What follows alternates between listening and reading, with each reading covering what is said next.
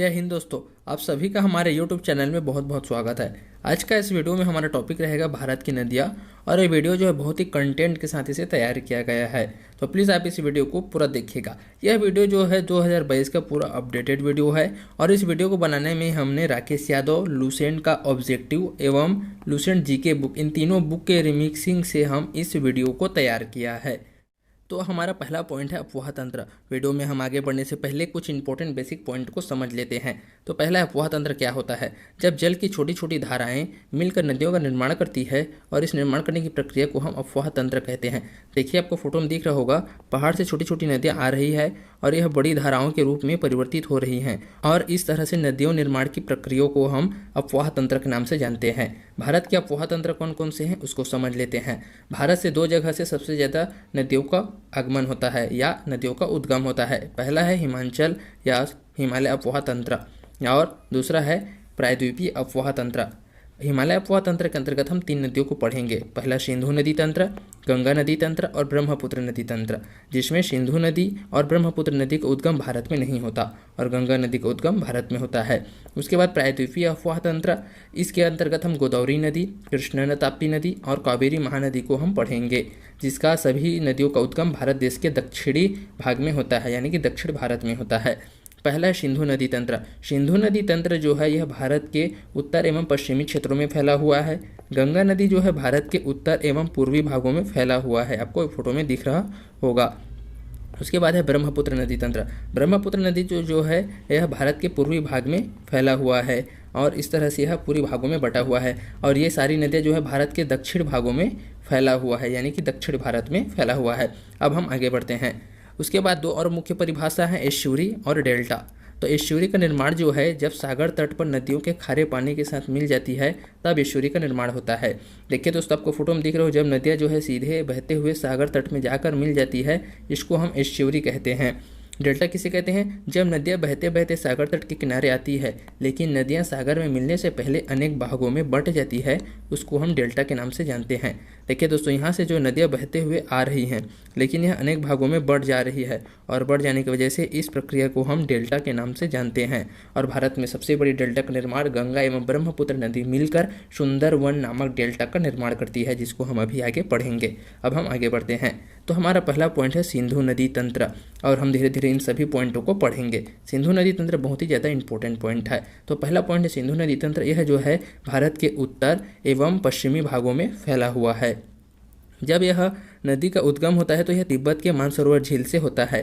तिब्बत का मानसरोवर झील जो है चाइना में स्थित है और यह 3 देशों से बहते हुए निकलती है। सबसे पहले यह चाइना से निकलती है, उसके बाद यह भारत में प्रवेश करती है और भारत के लद्दाख शहर को क्रॉस करते हुए जम्मू कश्मीर राज्य से पार होते हुए यह पाकिस्तान में प्रवेश करके अरब सागर में जाकर गिर जाती है।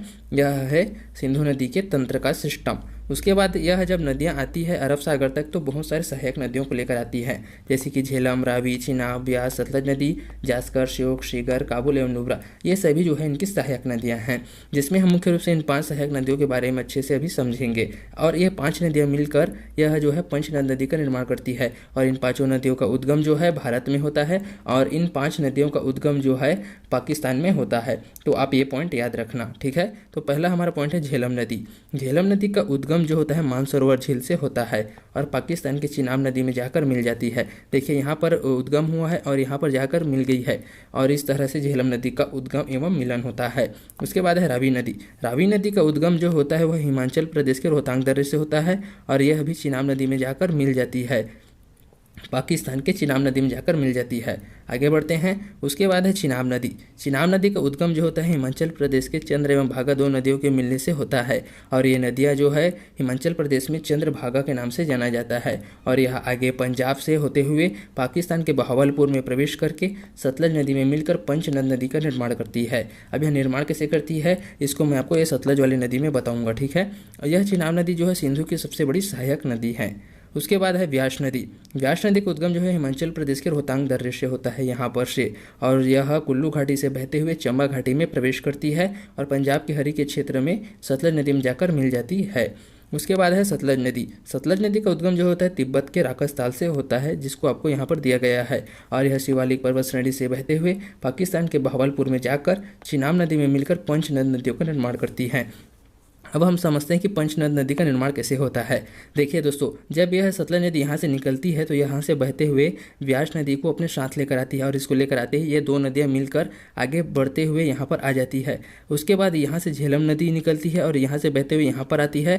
उसके बाद चिनाब नदी यहाँ से निकल कर बहते हुए यहाँ पर झेलम नदी को अपने साथ ले लेती है।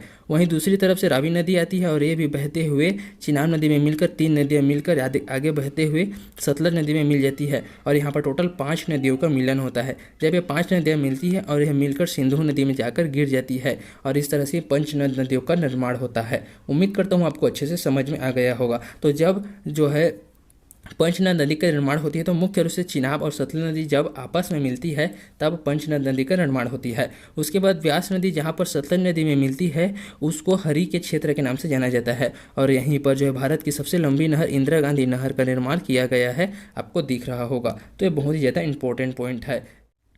उसके बाद है सिंधु जल समझौता। देखिए दोस्तों, क्या हुआ, जब भारत की जो नदियां हैं ये सिंधु नदी, सतलज नदी, चिनाब, झेलम, ये सभी नदियां जो है भारत के अंदर स्थित है। अगर भारत सरकार इस पर डैम बना दे तो ये सभी नदियां भारत के अंदर ही रुक जाएगी। और इसी समस्या को देखते हुए भारत सरकार ने एक बहुत ही अच्छा समझौता किया जिसको हम सिंधु जल समझौता कहते हैं। और यह समझौता के अंतर्गत यह 1960 में हुआ और यह समझौता 6 नदियों के बीच हुआ था, व्यास, रावी, झेलम, सतलज एवं सिंधु नदी के मध्य। तो देखिए, इसमें जो है भारत की 3 पूर्वी नदियाँ जिस पर व्यास, रावी एवं सतलज नदी है, इन तीनों को भारत सरकार के अधीन अधिकार में दे दिया। उसके बाद भारत की जो और 3 नदियां हैं उसको पाकिस्तान के अधिकार में दे दिया, सिंधु, चिनाब एवं झेलम। ये 3 नदियां जो है पाकिस्तान के अधिकार में हैं। तो इस तरह से जो है भारत के जो सिंधु नदी है और उसके जो सहयोग नदी हैं उसके जो है समझौता को इस तरह से बांटा गया है। उसके बाद है सिंधु नदी की लंबाई एवं 2880 किलोमीटर है और यह 3 देशों से होकर बहती है। अब हमारा अगला नदी तंत्र है गंगा नदी तंत्र। गंगा नदी तंत्र जो है यह भारत की सबसे लंबी नदी है और इसकी कुल लंबाई 2525 किलोमीटर है, जिसमें भारत की लंबाई यानी कि भारत में यह 2071 किलोमीटर है और इसकी बाकी लंबाई बांग्लादेश में है। तो ये आपको बहुत ही अच्छा समझ में आ गया होगा। देखिए, अब गंगा नदी का उद्गम कैसे होता है इसको हम अब अच्छे से समझते हैं। इस गंगा नदी का उद्गम भागीरथी नदी एवं अलकनंदा नदी जब देवप्रयाग में आपस में मिलती है तब गंगा नदी का उद्गम होता है, जिसमें भागीरथी नदी का उद्गम गंगोत्री जिले के गौमुख से होती है और अलकनंदा नदी का उद्गम सतोपथ हिमानी से होता है। अब हम इसको अच्छे से चित्र के द्वारा समझते हैं। देखिए दोस्तों, सबसे पहले होता है गौमुख। गौमुख का उद्गम जो होता है यहाँ से भागीरथी नदी का उद्गम होता है और यह यहाँ से यहाँ पर देवप्रयाग तक बहती है। इसके कोई सहायक नदियाँ नहीं हैं।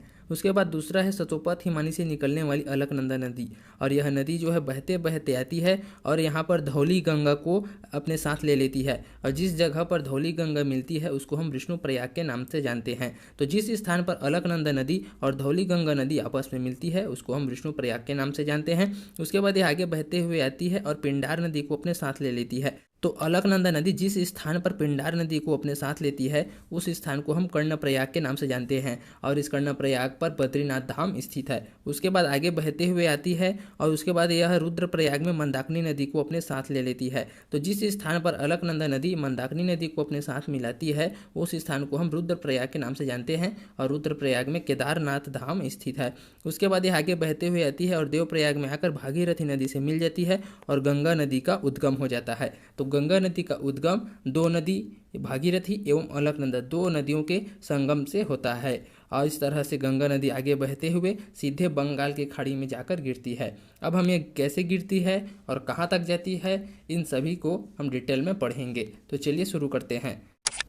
तो हमारा गंगा नदी का उद्गम जो होता है उत्तराखंड में भागीरथी एवं अलकनंदा नदी के मिलने से होता है और यह गंगा नदी उत्तराखंड से निकलते ही उत्तर प्रदेश में प्रवेश करता है।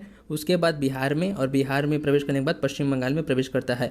पश्चिम बंगाल के बाद जब यह बांग्लादेश में प्रवेश करता है तो यह 2 भागों में बढ़ जाता है, पहला हुगली नदी और दूसरा है भागीरथी नदी। भागीरथी नदी गंगा की मुख्य धारा होती है और इसको गंगा नदी को पद्मा के नाम से जाना जाता है बांग्लादेश में और यहाँ पर ब्रह्मपुत्र नदी के साथ मिलकर जो है एक बहुत बड़ी मेघना का निर्माण करता है और यह मेघना जो है विश्व की सबसे बड़ी डेल्टा सुंदरबन डेल्टा के नाम से जाना जाता है। ठीक है दोस्तों, आपको समझ में आ गया होगा। अब इसकी प्रमुख सहायक नदियाँ हैं। जब यह उत्तराखंड से पश्चिम बंगाल तक बहती है तो बहुत सारी नदियों को अपने साथ लेकर आती है, जिसमें यमुना, कोसी, सोन, गोमती, दामोदर, घाघरा, गंडक एवं सभी रामगंगा नदियाँ शामिल हैं इसमें। अब हम इसको सभी को स्टेप बाय स्टेप एक एक पॉइंट करके पढ़ेंगे। तो चलिए आगे बढ़ते हैं। पहला है यमुना नदी। यमुना नदी जो है गंगा की सबसे बड़ी सहायक नदी है, तो आप ये पॉइंट याद रखना, ठीक है दोस्तों। सबसे बड़ी सहायक नदी यमुना नदी है और यह यमुनोत्री हिमानी से निकलती है। यमुनोत्री हिमानी से निकलने के कारण इसे बर्फ से ढकी हुई या हिमपात नदी के नाम से जाना जाता है। यह उत्तराखंड, हरियाणा से होते हुए उत्तर प्रदेश में प्रयागराज में जाकर मिल जाती है और इसकी प्राचीन नाम कालिंदी है। अब हम इसको फोटो में अच्छे से समझते हैं। तो ठीक है, देखिए यहाँ से जो निकलती है वह यमुना नदी है और यहाँ से निकलते हुए यहाँ पर जो है चंबल नदी को अपने साथ लेकर आती है। चंबल नदी जो है यमुना की सहायक नदी है। उसके बाद जो है सिंध नदी को लेकर अपने साथ लेकर आती है, ये भी इसकी सहायक ही नदी है। उसके बाद बेतवा नदी को लेकर अपने साथ आती है यमुना नदी, बेतवा भी इसकी सहायक नदी है यमुना की। उसके बाद जो है केन नदी को अपने साथ लेकर आती है और एक और नदी है वो है गिरी नदी, ये भी जो है यमुना की बहुत बड़ी सहायक नदी है। और ये सभी नदियाँ आकर यमुना के साथ मिलकर प्रयागराज में गंगा नदी से मिलकर आगे बढ़ती है। बेतवा नदी के किनारे यहाँ पर एक बौद्ध स्मारक है और यह सांची स्तूप यहाँ पर स्थित है। बौद्ध स्मारक सांची का स्तूप जो है अशोक ने बनवाया था और यही बेतवा नदी के किनारे स्थित है। तो आप ये पॉइंट भी बहुत अच्छे से याद रखना। आगे बढ़ते हैं। चंबल नदी। चंबल नदी का उद्गम जो होता है मध्य प्रदेश के जानापाव पहाड़ी से होता है। अब चंबल नदी कहाँ पर है? यहाँ पर। और इसका उद्गम कहाँ से हुआ है? जानापाव पहाड़ी से। और ये किसका सहायक नदी है? यमुना का। तो आप ये पॉइंट याद रखना, यह यमुना नदी में जाकर मिल जाती है। यह उत्तर प्रदेश, मध्य प्रदेश, राजस्थान से होकर यमुना नदी में मिलती है और इसकी सहायक नदी है पार्वती, काली सिंध, क्षिप्रा एवं बनास चूल्हा, इनकी सभी सहायक नदियां हैं। उसके बाद है कोसी नदी। कोसी नदी इसमें कहाँ पर आपको दिख रहा है? तो यहाँ पर बिहार में।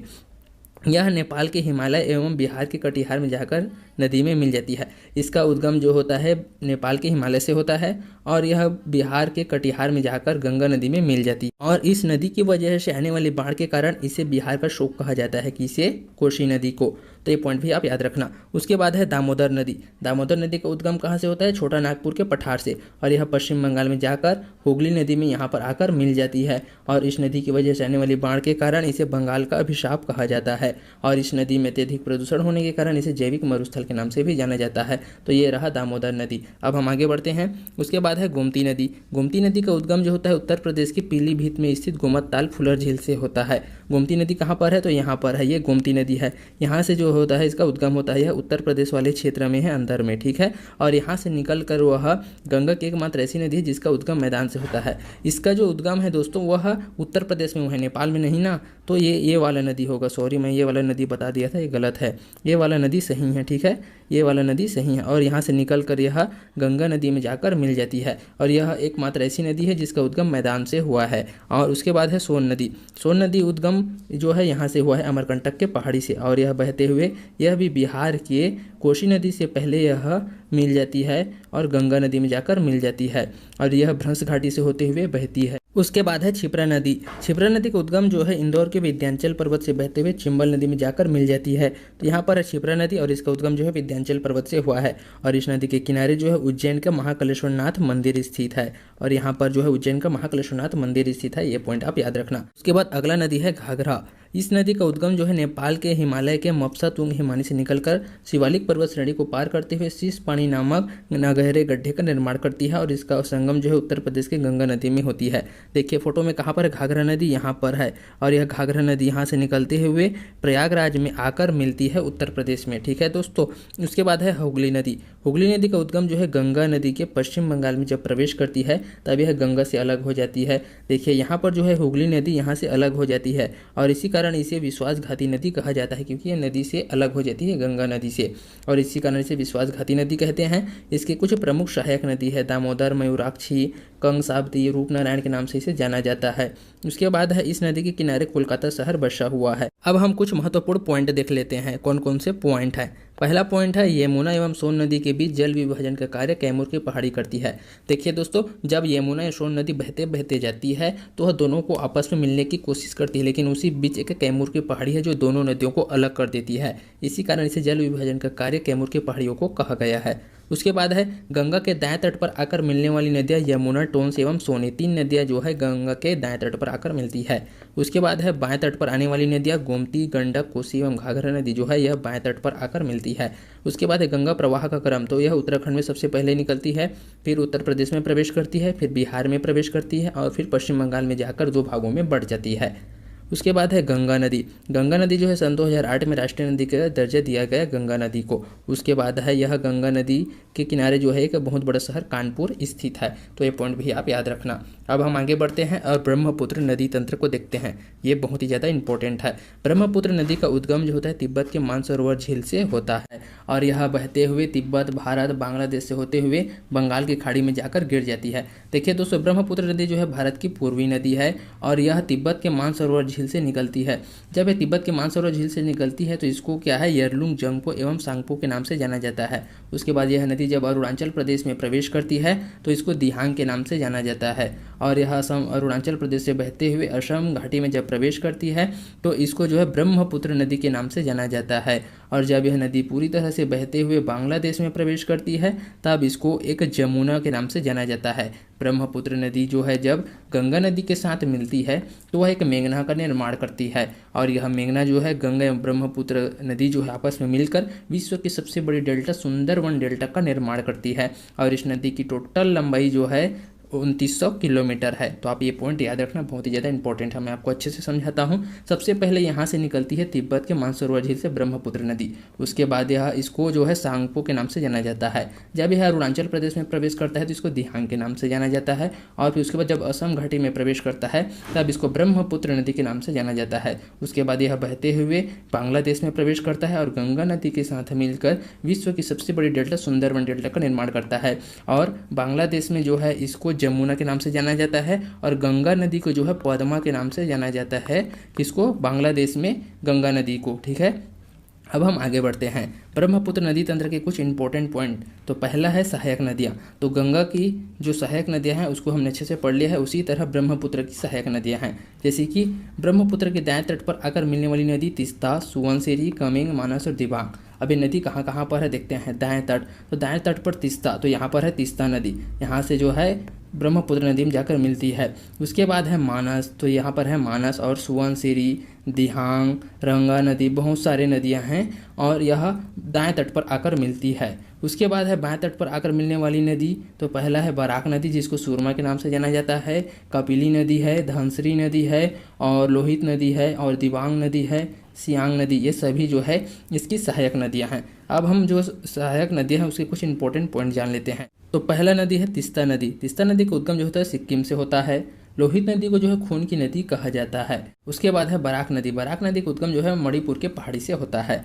ब्रह्मपुत्र नदी में जो है विश्व का सबसे बड़ा द्वीप माजुली द्वीप स्थित है। ये कहाँ पर स्थित है? तो यहाँ पर है, ये माजुली द्वीप है और यहीं पर जो है असम राज्य स्थित है। तो असम राज्य में जो है विश्व की सबसे बड़ी द्वीप माजुली द्वीप स्थित है। अब हम आगे बढ़ते हैं और प्रायद्वीपीय नदी तंत्र यानी कि दक्षिण भारत की नदियों को अच्छे से पढ़ते हैं। बहुत ही ज़्यादा इंपॉर्टेंट टॉपिक है। नदियाँ टॉपिक ही पूरी इंपॉर्टेंट है। आप इसको जितना अच्छे से पढ़ोगे, जितनी अच्छे से समझोगे, उतना ही अच्छा आपके एग्जाम में काम आएगा। प्रायद्वीपीय नदियों के अंतर्गत हम कौन कौन सी नदियाँ पढ़ेंगे? तो नर्मदा, ताप्ती, गोदावरी, कृष्णा, कावेरी, माही एवं महानदी, पेन्नार नदी, इन सभी नदियों के बारे में हम अच्छे से डिस्कस करेंगे। तो हमारा पहला टॉपिक है नर्मदा नदी। नर्मदा नदी का उद्गम जो है मध्य प्रदेश के पीलीभीत पहाड़ी से होता है और यह यहाँ पर स्थित है। यह नर्मदा नदी जो है उत्तर में विंध्याचल पर्वत यहाँ पर दिया हुआ है और दक्षिण में सतपुड़ा पर्वत है और यहाँ बीच भ्रंश घाटी से बहते हुए यह मध्य प्रदेश की सबसे बड़ी नदी है और यह भ्रंश घाटी से बहती है और यह मध्य प्रदेश की सबसे बड़ी नदी है। इसी कारण इसे मध्य प्रदेश का जीवन रेखा कहा जाता है और यह नदी अरब सागर में जाकर गिर जाती है। इसकी प्रमुख सहायक नदी है ओशंग, सेर, तवा। ये तीनों इनकी सहायक नदियां हैं। उसके बाद है ताप्ती नदी। ताप्ती नदी का उद्गम जो होता है मध्य प्रदेश के विंध्याचल पर्वत से होता है और यह महाराष्ट्र, गुजरात से बहते हुए अरब सागर में जाकर मिल जाती है। तो ये है ताप्ती नदी। यहाँ पर आपको फोटो दिया हुआ है, ये ताप्ती नदी है। अब अगला बढ़ते हैं माही नदी। माही नदी का उद्गम जो है मध्य प्रदेश के विंध्याचल पर्वत से होता है और यह महाराष्ट्र एवं गुजरात से बहते हुए अरब सागर में मिल जाती है। फोटो में आपको दिख रहा होगा, यहाँ पर है माही नदी और यह बहते हुए अरब सागर में जाकर गिर जाती है। यह भारत की एकमात्र ऐसी नदी है जो कर्क रेखा को 2 बार काटती है। उसके बाद है गोदावरी नदी। गोदावरी नदी जो है प्रायद्वीपीय भारत की सबसे बड़ी नदी है और सबसे लंबी नदी। इसका उद्गम जो है महाराष्ट्र के त्र्यंबकम पहाड़ी से होता है और बंगाल की खाड़ी में जाकर गिर जाती है। आपको फोटो में दिख रहा होगा, त्र्यंबकम पहाड़ी से इसका उद्गम होता है और यह बहते हुए बंगाल की खाड़ी में जाकर गिर जाती है और यह प्रायद्वीपीय भारत की सबसे लंबी नदी है। इसकी लंबाई 1465 किलोमीटर है और इसकी प्रमुख सहायक नदी है पेनगंगा, इंद्रावती एवं प्रणहिता। देखिए यह है प्रणहिता, यह है पेनगंगा। पेनगंगा की सहायक नदी वेनगंगा है और एक है इंद्रावती। आप इन तीनों 4 पॉइंट को अच्छे से याद रखना। उसके बाद है कृष्णा नदी। कृष्णा नदी जो है प्रायद्वीपीय भारत की दूसरी सबसे लंबी नदी है और इसका उद्गम जो है महाबलेश्वर पहाड़ी से होता है। यहाँ पर है कृष्णा नदी और इसका उद्गम महाबलेश्वर पहाड़ी से होता है और यह भी बहते हुए बंगाल की खाड़ी में जाकर गिर जाती है। यह नदी महाराष्ट्र, कर्नाटक, तेलंगाना एवं आंध्र प्रदेश से होते हुए बंगाल की खाड़ी में गिर जाती है और इसकी सहायक नदी है तुंगभद्रा, कोयना एवं भीमा। तुंगभद्रा, कोयना एवं भीमा इसकी 3 सहायक नदियाँ हैं और यह 4 राज्यों से होकर बहती है। कृष्णा जल विवाद। कृष्णा जल विवाद यानी कि जब ये 3-4 राज्यों से होकर बहती है, जिसमें 3 राज्यों के मध्य है कि विवाद चल रहा है जो 1957 से स्टार्ट है। दोस्तों अब हम इस विवाद को एक फोटो के द्वारा समझते हैं। देखिए यहाँ पर एक चिन्ह दिया हुआ है और इस चिन्ह यह है महाबलेश्वर। यहाँ से जो है इस नदी का उद्गम होता है कृष्णा नदी का और यह महाराष्ट्र से प्रवेश करता है कर्नाटक और कर्नाटक से प्रवेश करता है तेलंगाना और तेलंगाना के बाद यह आंध्र प्रदेश में प्रवेश करके बंगाल की खाड़ी में गिर जाता है। तो इस तरह से यहाँ पर जो है 4 राज्य जो है आपस में मिल रहे हैं। इस तरह से यह विवाद जो है 3 राज्यों के मध्य चल रहा है, कर्नाटक, महाराष्ट्र एवं आंध्र प्रदेश के मध्य। उम्मीद करता हूँ आपको वीडियो अच्छे से समझ में आ रहा होगा। अब हम आगे बढ़ते हैं। महानदी। महानदी जो है यह छत्तीसगढ़ एवं उड़ीसा की मुख्य नदी है। इसका उद्गम रायपुर के सिहावा पर्वत से होता है और डेल्टा का निर्माण करते हुए बंगाल की खाड़ी में गिर जाती है। इसकी 2 सहायक नदियाँ हैं, पहला जोंक और दूसरा तेल। अब हम इसको फोटो के द्वारा देखते हैं। यहाँ से निकलता है महानदी सिहावा पर्वत से और यह छत्तीसगढ़ को क्रॉस करके उड़ीसा में प्रवेश करके बंगाल की खाड़ी में गिर जाती है। इसकी 2 सहायक नदियाँ हैं, पहला जोंक और दूसरा तेल। अगला नदी है कावेरी नदी। इस नदी को जो है दक्षिण भारत की गंगा कहा जाता है और इसका उद्गम जो है कर्नाटक के ब्रह्मगिरी पहाड़ी से होता है। यहाँ पर है कावेरी नदी और यहाँ से ब्रह्मगिरी पहाड़ी से प्रवेश करके निकल के वह बंगाल की खाड़ी में गिर जाती है। उसके बाद अगला नदी है स्वर्णरेखा नदी। इस नदी का उद्गम जो है झारखंड के छोटा नागपुर के पठार से होता है और इसका संगम भी बंगाल की खाड़ी में हो जाता है। इस नदी के किनारे एक प्रसिद्ध शहर टाटानगर जमशेदपुर स्थित है। देखिए दोस्तों यहाँ पर एक फोटो दिख रहा होगा, इसके द्वारा जो है यहाँ पर एक टाटानगर स्थित है और इस तरह से ये भी बंगाल की खाड़ी में जाकर गिर जाती है। आगे बढ़ते हैं। लूनी नदी। इस नदी का उद्गम जो है अजमेर के नाग पहाड़ी और गुजरात के कच्छ के रण में यह विलुप्त हो जाती है। मतलब यहाँ से जो है निकलती है और यहाँ से यह घूमते घूमते गुजरात के कच्छ के रण में जाकर विलुप्त हो जाती है। इस रिवर को जो है शॉर्ट रिवर के नाम से जाना जाता है। अब है पेन्नार नदी। पेन्नार नदी का उद्गम जो है कर्नाटक के नंददुर्ग पहाड़ी से होता है। यहाँ पर आपको फोटो दिख रहा होगा, यहाँ से जो है पेन्नार नदी का उद्गम होता है और बंगाल की खाड़ी में जाकर गिर जाती है।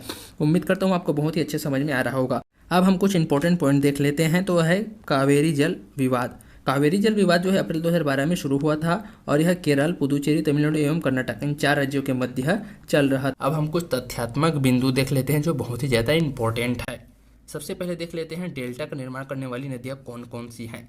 मैंने आपको स्टार्टिंग में बताया था कि डेल्टा और एस्चुरी क्या है, लेकिन उस टाइम मैंने आपको नहीं बताया था कि कौन कौन सी नदियाँ हैं, क्योंकि जब आप इसको अच्छे से पढ़ लेते हो उसके बाद जब आप इसको आगे के पॉइंट को हम बताते हैं तो आपको ज़्यादा अच्छे से समझ में आता है। तो डेल्टा का निर्माण करने वाली प्रमुख नदियाँ हैं गंगा, ब्रह्मपुत्र, गोदावरी, कृष्णा, महानदी एवं कावेरी नदी। ये नदियाँ जो है डेल्टा का निर्माण करती हैं, जिसमें गंगा व ब्रह्मपुत्र मिलकर विश्व की सबसे बड़ी डेल्टा सुंदरवन डेल्टा का निर्माण करती हैं। गोदावरी एवं कृष्णा नदी भारत का दूसरा सबसे बड़े डेल्टा का निर्माण करती है। पहले नंबर पे अगर पूछे तो विश्व की सबसे बड़ी डेल्टा का निर्माण गंगा एवं ब्रह्मपुत्र करती है, लेकिन भारत में दूसरी सबसे बड़ी नदी डेल्टा का निर्माण जो है कृष्णा एवं गोदावरी नदी करती है। उसके बाद है डेल्टाई क्षेत्र जो है अधिकतर उपजाऊ मिट्टियाँ लेकर आती हैं, तो यह डेल्टा क्षेत्र जो है बहुत ही अधिक उपजाऊ क्षेत्र भी होती है। गंडक नदी में पाए जाने वाले जो छोटे छोटे पत्थर होते हैं इसको सालीग्राम के नाम से जाना जाता है। एस्च्यूरी का निर्माण करने वाली प्रमुख नदियाँ कौन कौन सी हैं उसको देख लेते हैं। तो पहला है नर्मदा, दूसरा है ताप्ती और तीसरा है मांडवी। ये 3 नदियाँ ऐसे हैं जो एस्च्यूरी का निर्माण करती हैं। उसके बाद कुछ इंपॉर्टेंट पॉइंट देख लेते हैं। तो पहला हमारा इंपॉर्टेंट पॉइंट है बंगाल की खाड़ी में गिरने वाली नदियाँ। बंगाल की खाड़ी में गिरने वाली नदियाँ हैं, पहला गोदावरी, दूसरा है कृष्णा और तीसरा है कावेरी, फिर महानदी, स्वर्णरेखा नदी एवं पेन्नार नदी। ये ऐसी नदियाँ हैं जो बंगाल की खाड़ी में जाकर गिरती हैं। उसके बाद अरब सागर में जाकर गिरने वाली नदियाँ कौन कौन सी हैं? तो सिंधु, नर्मदा, ताप्ती, पूर्णा, साबरमती एवं माही नदी। ये नदियाँ जो है अरब सागर में जाकर गिरती हैं। तो कौन सी नदियाँ बंगाल की खाड़ी में जाकर गिरती हैं एवं कौन सी नदी अरब सागर में जाकर गिरती है, यहाँ से भी प्रश्न बना जाता है। तो अब आगे की ओर बढ़ते हैं। पहला प्रश्न है, विश्व की सबसे लंबी नदी कौन सी है? तो यह नील नदी है। उसके बाद अगला प्रश्न है, किस देश में सर्वाधिक संख्या में नदियाँ पाई जाती हैं? तो इसका सही आंसर होगा रशिया यानी कि रूस। रूस में सबसे अधिक नदियाँ हैं और वहाँ पर टोटल 36 नदियाँ हैं। उसके बाद है, विश्व की दूसरी सबसे लंबी नदी कौन सी है? तो अमेज़न नदी है। ठीक है। अगला प्रश्न है, विश्व की सबसे प्राचीन नदी किसे माना जाता है? तो नील नदी को सबसे प्राचीन नदी कहा जाता है। भारत की सबसे लंबी नदी और सबसे बड़ी नदी कौन सी है? तो है गंगा नदी। उसके बाद है, दक्षिण भारत की गंगा के रूप में किस नदी को जाना जाता है? तो उसका आंसर होगा कावेरी नदी को। उसके बाद प्रश्न है, भारत की दूसरी सबसे बड़ी नदी कौन सी है? तो है गोदावरी नदी। ठीक है दोस्तों। उसके अगला प्रश्न है, भारत की सबसे गहरी नदी कौन सी है? तो यह है भागीरथी और अलकनंदा नदी जो है सबसे गहरी नदी है। भारत का नील नदी किसे कहा जाता है? तो ब्रह्मपुत्र नदी को भारत की नील नदी कहा जाता है। ब्रह्मपुत्र नदी कहाँ से निकलती है? तो तिब्बत के मानसरोवर से। ठीक है। 5 नदियों की भूमि किसे कहा जाता है? तो 5 नदियों की भूमि पंजाब को कहा जाता है। दक्षिण भारत के रूप में किस नदियों को जाना जाता है? तो दक्षिण गंगा के रूप में गोदावरी नदी को जो है जाना जाता है। अगला प्रश्न है, नदी का मुंह किसे कहा जाता है? तो जब वह जिस स्थान से उत्पन्न होकर बहते बहते कोई नदी या झील या बड़ी नदी या सागर में जब प्रवेश करती है, तो उस जिस तरफ प्रवेश करती है उस दिशा को जो है नदी का मुंह कहा जाता है। मान लीजिए कोई नदी यहाँ से निकल रही है और यहाँ पर कोई समुद्र है, तो यहाँ से बहते बहते यहाँ पर आ गए, तो इस पॉइंट को जो है मुंह कहा जाता है। ठीक है दोस्तों। अगला पॉइंट है, विश्व का ऐसा कौन सा देश है जिसमें एक भी नदी नहीं पाया जाता? तो सऊदी अरब। सऊदी अरब एक भी नदी नहीं है वहाँ। किस नदी को किस देश को जो है नदियों की भूमि के रूप में जाना जाता है? तो है बांग्लादेश को। बांग्लादेश को नदियों की भूमि के रूप में जाना जाता है। दुनिया की सबसे खूबसूरत नदी कौन सी है? तो नील नदी को दुनिया का सबसे खूबसूरत नदी कहा जाता है। विश्व की कौन सी नदी सबसे अधिक गहरी है? तो इसका सही आंसर होगा कांगो नदी, 720 फीट गहरी है। मिस्र का वरदान किस नदी को कहा जाता है? तो इसका सही आंसर होगा नील नदी को।